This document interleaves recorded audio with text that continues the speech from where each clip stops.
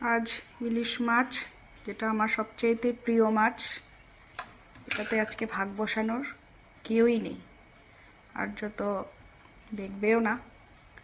কাজেই আজকে ইলিশ মাছে ভাগ বসানোর কেউ নেই, আমি একা। তো আসলে আমি ভাজা তেমন করি না, কিন্তু ফ্রিজে রেখে গেছিলাম, নষ্ট হয়ে যাচ্ছে, তাই ভাবলাম এই বেগুনগুলোই আগে ভাজা করে ফেলি। ভালো বেগুন নিয়ে আসছি তিনসুকিয়া থেকে, তবে আজকে এগুলোই করে নিলাম। এগুলোতে জেনারেলি করি না, তাও খেতে খারাপ লাগবে না। একটুখানি ডাল আছে, সেটা দিয়ে খেয়ে নেব। আর এইটা একদম স্পেশাল সিমের বাটা, রসুন আর কাঁচা লঙ্কা দিয়ে উপরে সর্ষের তেল দিয়ে রেখেছি, কাঁচা বাটা। এটা একটু ভাপিয়ে নিয়েছি সিমগুলো, এটা কিন্তু হেভি টেস্টি। আর এটা তো যেটা একমাত্র মাছ, যেটা আমার ফেভারিট ইলিশ মাছ, আর যত খাবে না তাই আর জন্য ডিম।